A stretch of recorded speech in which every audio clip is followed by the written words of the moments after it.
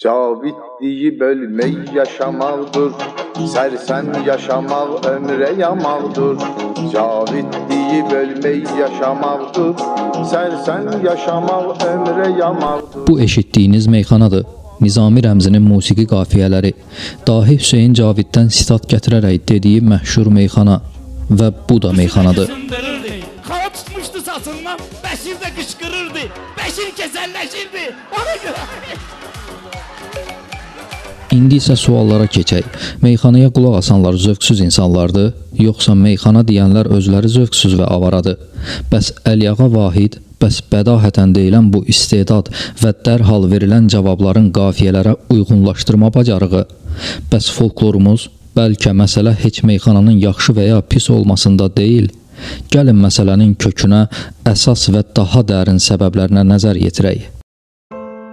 Hələ ki meyxananı bir kənarda saxlayaq və məsələləri aydınlaşdırdıqdan sonra yenə qaydaq. Yəqin YouTube'da milyonlarla izlənən, həddindən artıq bayağı mahnılara rast gəlmisiniz. İllərdə ekranlarda aparıcılıq edən səviyyəsiz insanları görmüsünüz. Bəsit yumor, heç bir mənası, məqsədi, fəlsəfəsi olmayan boş filmlərlə rastlaşmısınız. Bütün bunlar, o bayağı mahnılar, mənasız verilişlər və içi boş zarafatlar əslində bir zəncirin halqalarıdır. Bəs niyə biz bu qədər bəsitliyə meyilliyik? Niyə kütləvi şəkildə keyfiyyətsiz məhsulat, tələbat var? Məsələ burasındadır ki, insan beyni təbiət etibarilə enerjiyə qənaət etməyə çalışır. Dərin fəlsəfə, ağır klassik musiqi və ya mürəkkəb sənət əsəri bizdən intellektual gərginlik və düşünmək tələb edir. Amma bayaqlıq elədir ki, o heç nə tələb etmir. O sadəcə instinktlərə xitab edir, anlıq əyləndirir və adamı yormur. Bəs meyxananı zövqsüzlük adlandırıb kənara itələyənlərin portreti necədir?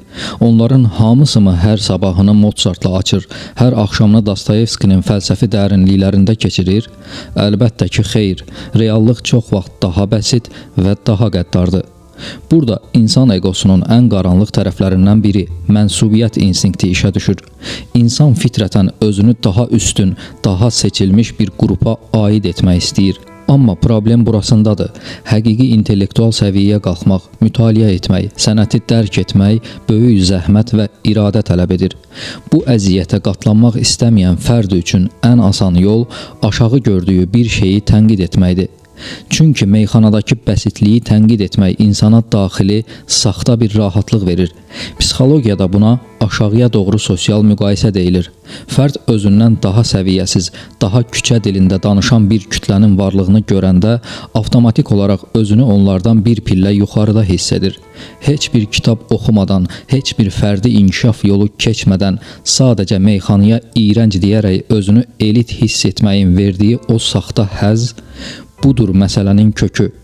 Amma bu insanları fəlsəfi bir mühitə, dərin bir bədii müzakirələrin getdiyi bir masaya oturdun. Orada o, özünü əski, boş və rəngsiz hiss edəcək.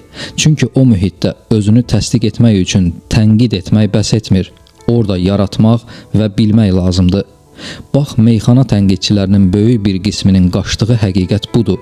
Meyxanadakı bəsitlik əslində onların öz daxili boşluqlarını gizlətmək üçün istifadə etdikləri bir sipərdir. Onlar meyxanaçıya avara deyərkən əslində öz intellektual tənbəlliklərinə bəraət qazandırırlar. İnsan özündən yuxarıdakına baxanda əzab çəkir, özündən aşağıdakına baxanda isə sevinir. Meyxana bəziləri üçün sadəcə o aşağıya baxıb sevinmək vasitəsidir. Gəlin dürüst olaq, bir sənəti bəyənməmək zövq məsələsidir, amma bir sənəti və onu dinləyənləri aşağılamaq çox vaxt şəxsi natamamlıq kompleksinin təzahürüdür. Sən meyxananı bəyənməyə bilərsən, bəs sənin zövq dediyin o boşluğu nə doldurur? Əgər yerinə qoyacaq bir dəyərin yoxdursa, sənin tənqidin sənətsevərlik deyil, sadəcə egoist bir müdafiə mexanizmidir. Bizim cəmiyyətin ən böyük vərdişlərindən biri hər şeyi zarafata çevirməkdir. Ən ciddi məsələni belə, ən ağır dərdi belə biz gülüşlə yüngülləşdirməyə çalışırıq. Əslində bu, bəzən həyatın ağırlığını daşımaq üçün bir müdafiə mexanizmidir. Amma hər şey zarafata çevriləndə nəticə nə olur? O nəticə budur ki, ciddi düşünməyi unuduruq. Televiziyalara fikir verin, saatlarla davam edən şou proqramlar, 2 nəfər oturub evdəki məişət söhbətlərini danışır, bir-birinə lağ edir, ucuz zarafatlar edir və bu milyonlarla insana təqdim olunur. Tamaşaçı gülür, vaxt keçirir və elə bilir ki, bu əyləncədir. Amma əslində bu vaxt itkisi, beyin itkisi, hətta zövq itkisi deməkdir. Sosial mediaya baxın. Kiminsə yıxılmasını, kiminsə utancını, kiminsə uğursuzluğunu çəkib paylaşırlar. İnsanların izzəti, şərəfi, hətta şəxsi həyatı belə bir kontentə çevrilir. Və ən təəccüblüsü odur ki, bu videolar milyonlarla izlənir. Yüksək səviyyəli, düşündürücü, həqiqətən öyrədici videolar isə çox az izlənir. Sonra isə biz hamımız bir ağızdan şikayət edirik. Bu səviyyəsiz insanlar niyə bu qədər məşhurdur? Cavab isə çox sadədir. Çünki biz izləyirik, biz paylaşırıq, biz gülürük. Əslində məsələ təkcə televiziyada, sosial mediada deyil. İş yerlərinə baxın. Orada da vəziyyət fərqli deyil. Müdirin arxasınca danışan, başqaları haqqında yalan uyduran, insanları bir-birinə vuran adamları hamı tanıyır. Hamı bilir ki, bu insan zərərlidir, pisdir, təhlükəlidir. Amma nə baş verir? Onun üzünə gülürük, onun zarafatlarına gülürük, onun yanında sanki heç nə olmamış kimi davranırıq. Bu davranış əslində zəifliyin əlamətidir. Çünki cəsarət tələb edir, mövqe qoymaq, sən düz etmirsən demək, haqqı müdafiə etmək. Biz isə çox vaxt bunu etmirik, daha asan yol seçirik, gülürük, zarafat edirik və mövzu bağlanır. Bizim ən böyük problemimiz mahiyyəti kənara qoyub formalara aldanmağımızdır. Hər şeyə lağlağı edən, hər hadisəni bir zarafat obyekti kimi görən, o içi boş qlamurluqdan çıxmağın tək yolu var: oxumaq və araşdırmaq. Amma biz bunu etmirik. Biz sadəcə tələb və təklif qanununun qurbanlarıyıq.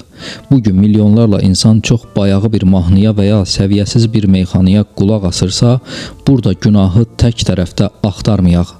Günah o meyxananı deyəndədir, yoxsa onu haykü ilə, alqışlarla trendlərə çıxardan o milyonlardadır? Gəlin özümüzü biraz daha dərindən sorğulayaq. Siz meyxananı zövqsüzlük adlandırıb bəyənmirsiniz. Amma onun başqa bir forması olan, daxili heç bir fəlsəfə daşımayan, sadəcə vizual parıltıdan ibarət mənasız türk seriallarını saatlarla izləyirsiniz. Orada bəlkə küçə söyüşü yoxdur, insanlar bahalı kostyumlar geyinir, lüks maşınlara minirlər. Amma diqqət edin, orada bəsitlik, xəyanət, intriqa və əxlaqsızlıq daha mədəni, daha estetik şəkildə təbliğ olunur. Libasının dəyişməsi, bahalı maşına minməsi daxili mahiyyəti dəyişirmi? Qətiyyən, insan ruhunun bayağılığı ipək libas altında da eyni qalır. Məsələ çox daha dərindir. Cəmiyyətimiz kitab oxumur. Bu acı bir həqiqətdir. Şəhərin mərkəzində, ofisində, kompüter arxasında əyləşən, özünü səliqəli geyimi ilə intellektual hesab edən milyonlarla qalstuklu bayağı insanımız var. Onlar sadəcə bir azca daha zəif ağıl və mədəniyyətə sahib olanlardan özlərini üstün görməyə başlayırlar. Amma bu üstünlük saxtadır. Çünki hər ikisinin ortaq nöqtəsi birdir: intellektual boşluq. Küçələrimizə baxın, avtobuslarda, metrolarda, parklarda əlində kitab olan bir insan görmək artıq möcüzəyə çevrilib. Küçədə insanlar bir-biri ilə nə danışır? Qeybət, kiminsə şəxsi həyatı, maddiyyat və mənasız gündəlik qayğılar. Bunun formaları fərqli ola bilər. Biri bunu çayxanada edir, birisi isə bahalı restoranda. Amma məzmun dəyişmir.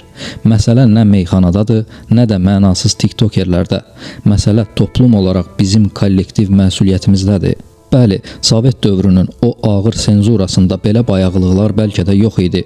Çünki sistem icazə vermirdi. Amma biz indi azadıq və bu azadlıq bizə böyük bir məsuliyyət yüklüyür. Senzura olmadan özümüzü inkişaf etdirməliyik. Bizim elə bir mühitimiz olmalıdır ki, hər gün dünya ədəbiyyatından bir roman, bədii fəlsəfi əsər oxuyan meyxanaçımız yetişsin. Amma o meyxanaçını yetişdirən də biz olmalıyıq. Əgər biz tələb etməsək, o təklif heç vaxt yaranmayacaq. Təsəvvür edin, hər kəs öz mədəni və intellektual səviyyəsini yüksəltməyə, kamillik yolunda bir addım atmağa çalışsa nə baş verər? İnanın ki, cəmi bir neçə ilə nə o səviyyəsiz meyxanalar qalar, nə avtobusda bir-birinə hörmətsizlik edən insanlar görərik, nə küçəyə tüpürən, nə növbəni pozan, nə də tıxacla başqasının haqqına girənlər olar. Çünki kitab oxuyan, fəlsəfə ilə maraqlanan, öz daxili dünyasını zənginləşdirən insan başqasının haqqına girməyi özünə sığışdırmaz. O artıq fərqli bir şuur səviyyəsinə yüksəlir. Bir əskilikdən yapışıb başqasını aşağılayaraq özünü üstün görməyin heç bir mənası yoxdur.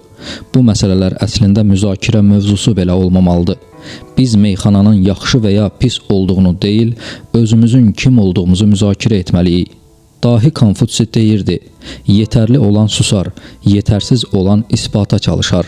Əgər siz həqiqətən dolusunuzsa, zövqlüsünüzsə və intellektualsınızsa, bunu kimisə aşağılayaraq isbat etməyə ehtiyacınız olmayacaq. Sizin varlığınız, davranışınız və həyata baxışınız onsuz da bunu deyəcək. Gəlin, isbata çalışan yetərsizlərdən deyil, susqunluğu ilə belə ətrafına işıq saçan, oxuyan və dərk edən insanlardan olaq.